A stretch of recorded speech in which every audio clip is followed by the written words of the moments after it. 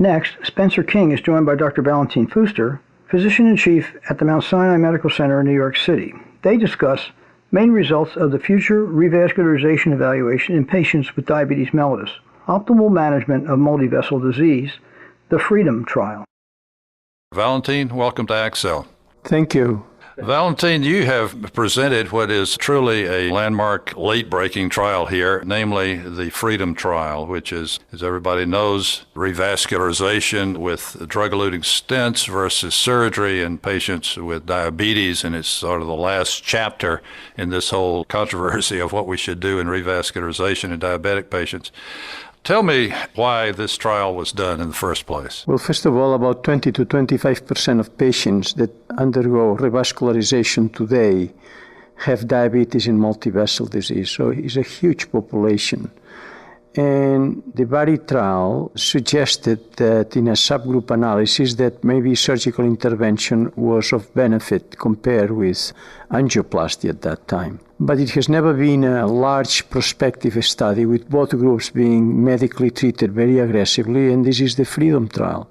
2,000 patients with multivessel disease and diabetes, close to 1,000 had drug-eluting stents with complete revascularization, and so the CABG patients, most of them with cardiopulmonary bypass, and few of them, 8-10%, had off-pump procedure. So it's very modern therapies, even though the trial has been going on for about 6 years or so.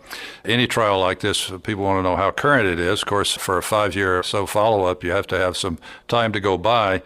The background, as you mentioned, the BARI trial, and then we did a meta-analysis of a lot of trials, patient-level analysis of everything leading up to drug-eluting stents. And clearly, diabetes was an important feature. At the same time, there was a certain attitude that diabetes was just the cause of a bad disease, and you could really base everything on the extent of disease. You didn't have to pay too much attention to the fact of diabetes. This trial, of course, brings this into sharp focus. Tell us what you found. Well, the primary endpoint was myocardial infarction, a stroke, and all-cause mortality, the first occurrence. And then we had some other secondary analysis of MACE with revascularization and so forth. The results were very striking. At about 5 years of follow-up, 26% of patients undergoing PCI with drug-eluting stents had one of the events that I mentioned, which was 18% for the CABG group. So it's at 8% absolute difference, which is, relatively speaking, is a 35% difference. Very striking. Then what we did is we looked at each of the items separately, and we found that myocardial infarction, CABG, was superior, very significantly, actually about 60% reduction, and all-cause mortality was also significant in favor of CABG. Then we look at the stroke, and the stroke was slightly higher in the CABG group, 5% at 5 years, versus over 2% in the PCI group. But certainly these small stroke incidents did not affect the overall results. So speaking as an interventional cardiologist, we're not terribly surprised by this finding that, once again, surgery in these complex patients is better than angioplasty. And I think in this trial you've shown that. One of the concerns is, aren't there some patients with diabetes that would be okay for angioplasty? And many people were kind of looking forward to using the Syntax score as a way to discriminate as to who could have angioplasty versus surgery. What did you find with the Syntax score? Well, don't be defensive, you as an interventionalist, but it didn't work in that way. All the prospective subgroups, about 20 subgroups, in all of them, CABG was superior. And actually, this including Syntax. It didn't make a difference whether the Syntax was low or high Syntax score. And this was fascinating because it gives power to the study. This was across all groups. Interestingly, 40% of people did not accept to be on the trial of all eligible, most of them because they prefer PCI. So I think here we enter into a responsibility act, and that is with this data, what we are going to tell the patient with diabetes before even he undergoes an angiogram, because many of these things are decided in the cath lab. So I think this is one of the main messages of the trial, and that is we have to be very aware of the data.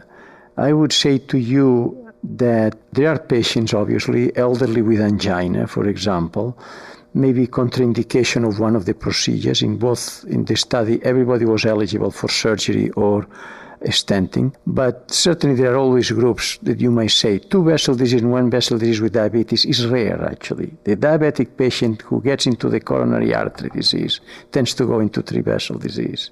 Now, obviously, I'm going to support this trial, being involved in this trial with you, but at the same time, I would say that what you said about 40% refused to be enrolled because they felt like they'd rather have angioplasty, and many of those were 2-vessel patients.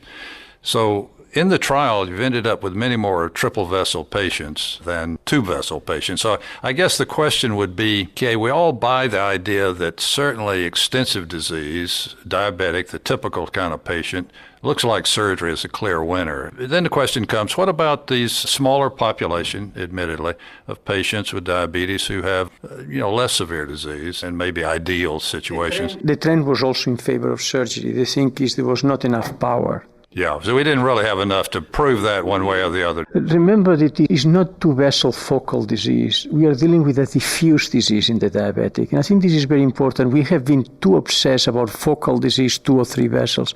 I see the diabetic patients in all these angiograms. You have more experience than I do. It's very diffuse disease. So you can call 2-vessel disease. I call it very diffuse disease, which is in 2 vessels. Well, another thing that'll come up, of course, is these were the first-generation drug-eluting stents by and large, the Taxus and the Cypher stent, and some advantage of the newer stents. My own personal opinion is that that's not changed mortality statistics very much, maybe a little bit with revascularization. But what's your thought on that? It's a good point, but I think bypass is a winner here because it bypasses the whole system. And therefore, any event that can happen proximally to the anastomosis, it doesn't count. I think regardless of how good the stents are, which maybe, I doubt we'll never catch up with these very statistical significant differences in the data being presented. And physiologically, I just have a hard time to see how better stents are going to make a significant difference. This is a very diffuse disease where bypass is really bypassing the disease.